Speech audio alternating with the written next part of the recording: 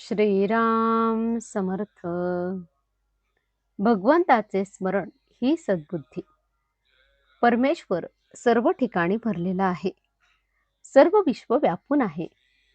मग त्याच्या अस्तित्वाची जाणीव प्रत्येकाला का होत नाही? ज्याची भावना प्रगल्भ झाली असेल त्यालाच परमेश्वराचे अस्तित्व जाणवेल, इतरांना नाही.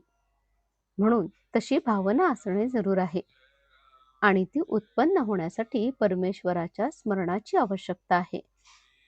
मी नामस्मरण करतो असे जो म्हणतो तो माझ्यावर उपकार करतो असे मला वाटते. कारण जी व्यक्ती नामस्मरण करते ती स्वतःचा उद्धार करून घेत असते, म्हणजे पर्यायाने माझ्यावर उपकारच करीत असते. बुद्धिवाद्यांना एक शंका अशी येते की परमेश्वर हा जर बुद्धिदाता आहे तर मग दुर्बुद्धी झाली तर तो दोष माणसाचा कसा म्हणता येईल? याला उत्तर असे की बुद्धिदाता परमेश्वर आहे हे अगदी खरे, पण त्या बुद्धीची सद्बुद्धी किंवा दुर्बुद्धी का होते हे पाहणे जरूर आहे. प्रकाश काळोख या दोहोलाही एकच कारण आहे, ते म्हणजे सूर्य. सूर्याचे अस्तित्व हे उजेडाला आणि नास्तित्व हे काळोखाला कारण आहे. तसे भगवंताचे स्मरण हे सद्बुद्धीला आणि विस्मरण हे दुर्बुद्धीला कारण आहे. म्हणून बुद्धिदाता परमेश्वर हे जरी खरे असले तरी सद्बुद्धी वा दुर्बुद्धी ठेवणे हे मनुष्याच्या हातात आहे. भगवंताचे स्मरण ठेवले म्हणजे दुर्बुद्धी होणार नाही.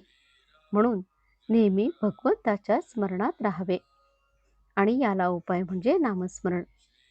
सर्व सोडून भगवंताच्या स्मरणात राहिले पाहिजे, परंतु व्यवहार नीट करून त्यामध्ये भगवंताचे अनुसंधान ठेवणे हे त्याहीपेक्षा श्रेष्ठ आहे. भगवंताच्या कृपेने प्राप्त झालेला आजचा दिवस आपण त्याच्याकडेच लावणे जरूर आहे.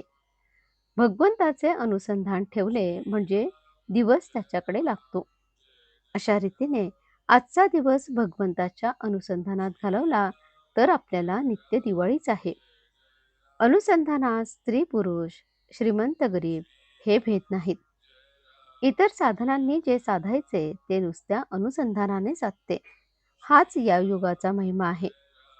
इतर विषय मनात न येता एकाच विषयावर मन एकाग्र होणे यालाच अनुसंधान असे म्हणतात. भगवंताचे अनुसंधान हेच खरे पुण्य होय आणि हीच आयुष्यात मिळवण्याची एकमेव गोष्ट आहे.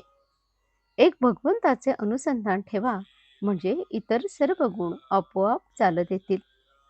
भगवंताला अनन्य भावाने अशी प्रार्थना करावी की देवा, प्रारब्धाने आलेले भोग येऊ देत, पण तुझे अनुसंधान मात्र चुकू देऊ नकोस.